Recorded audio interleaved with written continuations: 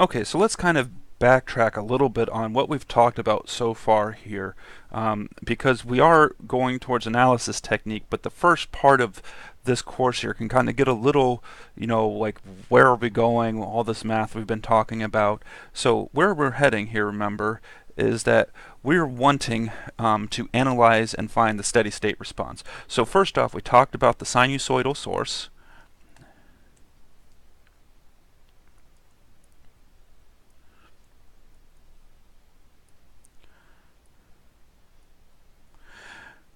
which was, if we had a voltage source, was V equals Vm cosine omega t plus phi. And then we said we want to remember a very important trig identity, where if you have the sine of x, this is equal to cosine of x minus 90 degrees, or x minus pi over 2. As I said, we typically are actually going to have these in degrees. And then we talked about the sinusoidal response, which there was two components to the sinusoidal response. There was the transient response, and then there was the steady state.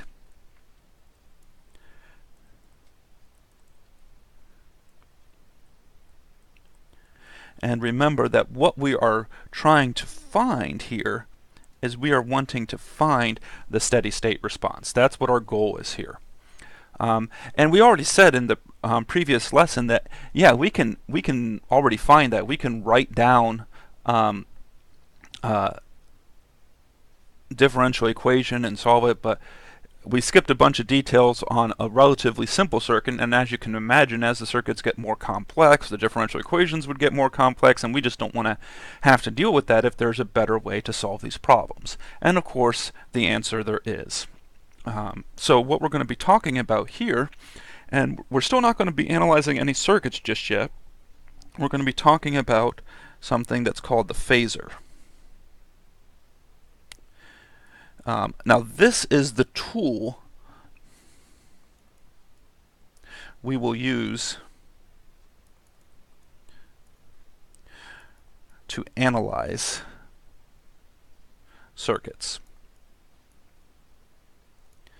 Now again, this is going to be a little math heavy at first in here, but we'll get through it, and we'll really be able to see how this works, and be able to see how we're going to be able to do these analysis. And this goes back to finally complex numbers.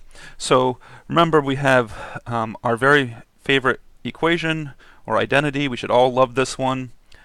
We've talked about it at the other semester, and it's that e to the j theta, and I'll even put plus or minus j theta here, because we actually are going to use both positive and negative. Plus or minus j theta, well, this is simply equal to cosine plus or minus j sine of theta. Cosine of theta plus or minus j sine of theta. And so this is going to be a very important thing to do here. Now, remember, when we talk about a complex number here, and I'm just going to say we have alpha plus j beta, and I'm going to just call this x. If we talk about, and I'm going to put it kind of in cursive here, Re of x, that's referring to the real part of x, and that's just simply alpha. And then if we talk about Im of x, that's referring to just the imaginary portion of x, which would just be beta. Now, something that's kind of interesting that you can do here is that we can actually say that cosine of theta, so remember, one of the things we're interested in is cosine of theta, because that's what we're using our sinusoidal sources for. Cosine of theta is actually equal to the real portion of e to the j theta. Now, I will actually show you that here in a second, on why that's the case. But we get that cosine of theta is equal to the real portion of e to the j theta, and actually why that's the case. It's just obvious, I should say, because you look at e to the j theta here, it's the real portion. This is the real portion of that. So that's what cosine theta is. And then sine theta would be equal to the imaginary portion of e to the j theta. All right, so now we're going to, again, do a little bit more, some mathy things here. Is that we're now going to say, okay, well, my sinusoidal source is V is equal to Vm cosine omega t plus phi. So I'm now going to write that this is the same thing then as Vm times the real portion of e to the j omega t plus phi. Because in this case, you know, my theta here is omega t plus phi, and so I'm just plugging that in. Now I'm going to just do some very, I'll go ahead and write it in here. I'm going to do some basic simplification here, so I've still got the real part. Doing some multiplication now and separating, I can get j omega t e to the j phi.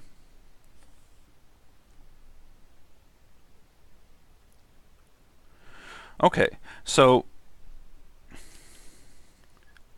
what we have here is we've got multiplication going on here, right? And I'm going to rewrite some things here, and if we go, we're going to go back to the previous lesson here in a second to show this, but I'm going to rewrite this as Vm times the real portion of e to the j phi times the real portion of e to the j omega t.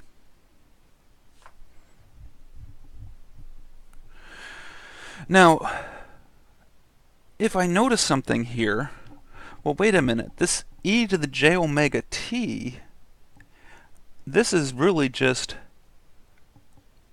cosine of omega t, right? That's just going back up to the Euler identity, and that the real part of x is just that the cosine of theta is equal to the real part. And so that term is just equal to cosine omega t. And then if we go back to when we solved this, let's look at what we had here. Notice that in this cosine function, when we solved the differential equation, notice that did the angular frequency change? No, it was omega t, because that's, again, if we go here, that was what we started with. So the frequency of these circuits, of these responses, doesn't change. What's the only things that changed here? Well, let's look at the original sinusoidal source. We had Vm cosine omega t plus phi. So omega t didn't change, so the angular frequency didn't change. Okay, but the amplitude in front changed. We have Vm now divided by a square root of r squared plus omega squared L squared. So the amplitude absolutely changed. And then we had one other thing that changed here. The phase angle changed. So really the only things we need to keep track of in this is what we need to keep track of.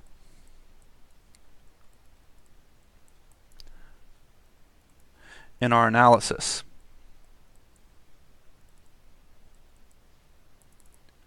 Because this portion stays the same.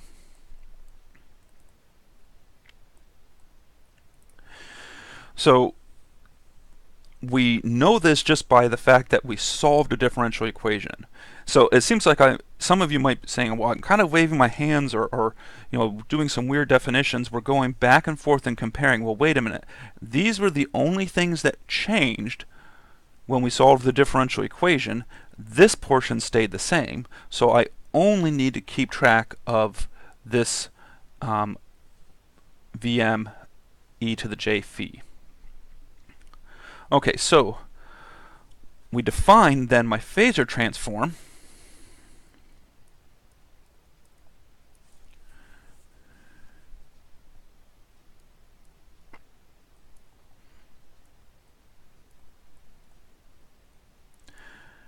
of V equals Vm cosine omega t plus phi as, we'll say, I'll write this here a p with a script because I don't want to write it without the script here. So that's that little slant there is like I'm writing a script p because regular p just stands for power. So the phasor transform of a voltage source would simply be Vm, and I'm not even going to worry about the real portion of it because I can account for that when I go back at the m, e to the j phi, because that's my phase angle and my amplitude. Those are the only things, I'm sorry, yeah, my phase angle and my amplitude. Those are the only things I need to concern myself about. But then what we can do is, using Euler's identity, this is in polar format, so we could also write this as Vm at an angle of phi. So this is polar format. And then we can also write this in rectangular format, because using Euler's identity, we can write this as Vm times e to the j phi is cosine of phi plus j sine of phi,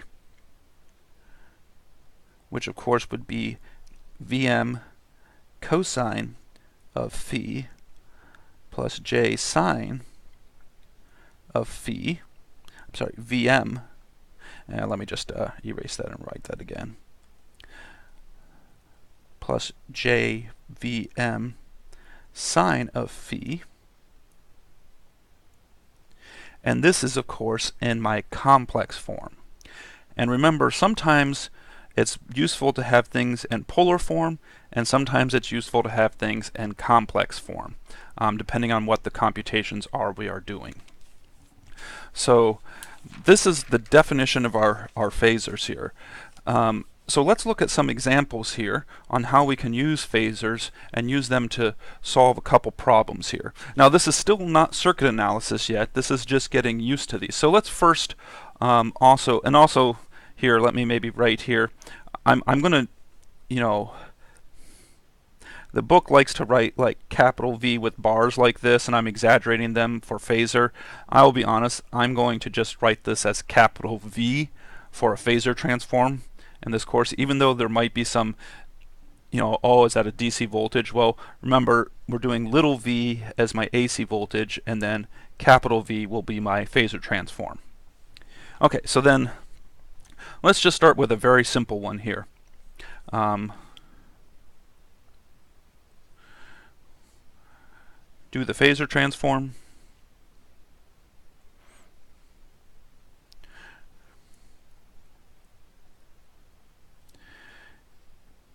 And write in polar and rectangular. And I call that complex. We should call this rectangular. I mean, I use the terms interchangeably sometimes, but rectangular is more accurate. Rectangular format. Okay, so let's go ahead and quickly do this. So I need to, of course, give us the example here. We have V is equal to 10 cosine of 100t plus 30 degrees. So my phasor is going to be, and this would be volts. My phasor is going to be 10 at an angle of 30 degrees, volts. So that's my polar format. And then to convert that, now of course you could use your calculator to convert it, but I just typically use, in this case I just go ahead and use the fact that this would be 10 cosine of 30 degrees plus 10 sine of 30 degrees volts. And of course we would compute these out here. Apparently in my notes I wrote the exact values for these. It's 5 square root of 3 plus, oops, forgot my j there, j times 5 volts. And of course 5 square root of 3, typically we would write that out as an actual decimal number if we're doing computations. But that's the phasor transform. So notice that we didn't do anything with this 100. The 100, the angular frequency, will come into play in circuit analysis, but currently the 100 doesn't have anything to do with our phasor transforms. Alright, so then let's look at another example here. It's a really easy one, but I see so many people messing this one up here. So let's look at I is equal to 3 sine of 10t amps. Now, I'm going to write it off to the side here. The wrong answer, and some of you might already say, well, I know what the correct answer is. The wrong answer, and I see a lot of people writing this, 3 at an angle of 0 degrees. 100% wrong. Wrong answer. Because remember, when are we doing our phasor transforms? We are looking at cosine omega t plus phi. Remember, if we're doing phasors here, we're always wanting these trig functions to be cosines. And so we need to rewrite this as a cosine function. So this would be 3 cosine of 10t minus 90 degrees. So my phasor, which I'll write as capital I, in angular format, or polar format, it would be 3 at an angle of negative 90 degrees. And then in rectangular, this is one where you want to kind of get used to it and simplifying it. I will go ahead and write it out here, but I have gotten to the point where I can just do these in my head. This would be 3 cosine of negative 90 degrees plus j3 sine of negative 90 degrees. And if you do that, this is just negative j3. An easy way I do that is just drawing the complex plane here. And so negative 90 degrees means you're going down here, and you'd be on completely the imaginary axis, but you would be negative, so that's why it's just negative j3. And of course, quite frankly, in both of these cases we should be still writing amps, because they still have units of amps that are just in the phasor format. Alright, there's one more example I want to do. I know that this video is getting a little long. I try and keep them more like 15 minutes long, but another example that I want to show you on how we can use phasors to kind of combine things together is that I'm going to say that I have a current that is equal to 5 cosine omega t plus 36.87 degrees plus 10 cosine of omega t minus 53.13 degrees. And I'll just, amps, write as a single cosine function.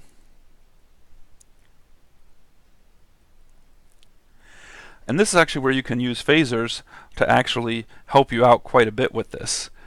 So I'm going to first write this in a phasor form. Now in order to do this, I should emphasize, in order to do this, these functions, these must be the same.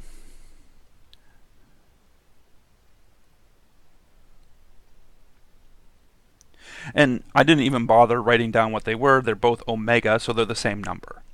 But if this was, for instance, 10t and this is 100t, we couldn't apply this. They have to be the same frequency. But we're going to go ahead and look at these being the same frequency.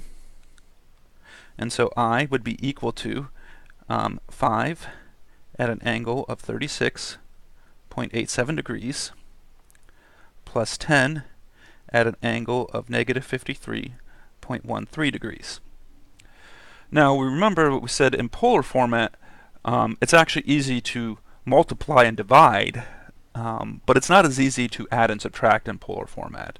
So we're going to convert these to rectangular format, and so this would be 5 cosine of 36.87 degrees plus J5 sine of 36.87 degrees